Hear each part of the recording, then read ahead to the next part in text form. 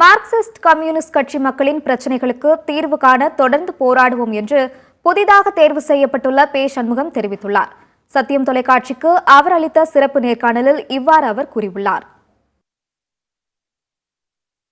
Marxist கம்யூனிஸ்டுடைய மாநில மாநாட்டில் புதிய நிர்வாகியாக மாநில செயலாளராக நம்ம ஐயா தோழர் தேர்ந்தெடுக்கப்பட்டிருக்கார். அவருடன் நம்ம அடுத்த கட்ட நடவடிக்கை என்ன பண்ண போகிறாங்க, மார்க்சிஸ்ட் கம்யூனிஸ்ட் அடுத்த கட்ட வளர்ச்சி என்ன, பல்வேறு கருத்துக்களை அவர்கிட்ட கேட்டு தெரிஞ்சுப்போம். ஐயா சொல்லுங்கள் ஐயா. இல்லை, கடந்த 3 நாட்களாக மார்க்சிஸ்ட் கம்யூனிஸ்ட் கட்சியினுடைய 24வது மாநில மாநாடு மிக வெற்றிகரமாக விழுப்புரத்தில் நடைபெற்று முடிந்திருக்கிறது.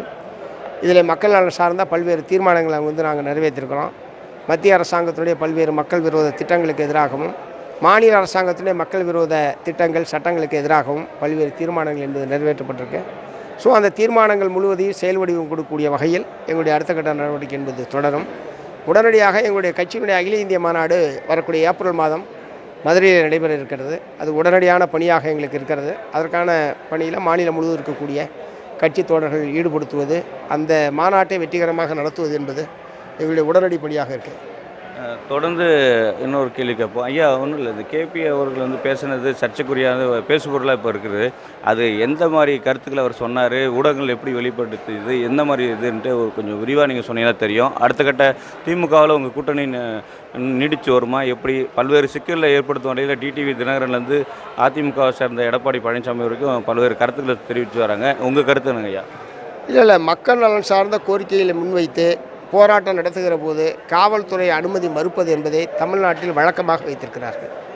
ஒரு மனு கொடுக்குற போராட்டத்துக்கு கூட அனுமதி தர்றதில்லை, ஒரு ஆர்ப்பாட்டம் நடத்துறதுக்கு அனுமதி தர்றதில்லை போன்ற அணுகுமுறை என்பது தமிழ்நாடு முழுவதுமே காவல்துறையுடைய அணுகுமுறையாக இருக்குது.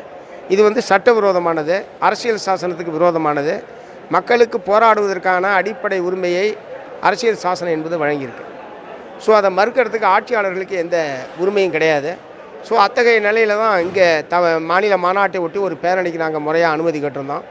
அனுமதி மறுத்தாங்க. சரி, செந்தொண்டர் அணிவகுப்புக்காவது நீங்கள் அனுமதி கொடுங்கன்னு கேட்டிருந்தோம். கொடுக்குறேன்னு சொல்லிட்டு கடைசி நேரத்தில் செந்தொண்டர் அணிவகுப்பு நடத்தக்கூடாது என்று அனுமதி மறுத்தவங்க கடிதம் கொடுத்த நிலையில் தான் இது ஒரு ஜனநாயக விரோத நடவடிக்கை என்கிற முறையில் தோழர் கே. பாலகிருஷ்ணன் அவர்கள் அத்தகைய கருத்தை தெரிவித்தார்.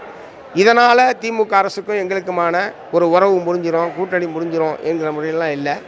இது ஒரு அந்த அரசாங்கத்துக்கே கெட்ட பேரை ஏற்படுத்தக்கூடிய ஒரு விஷயம். சட்டம் வழங்கி இருக்கக்கூடிய உரிமையை மறுப்பதற்கு அவங்களுக்கு என்ன இருக்கு?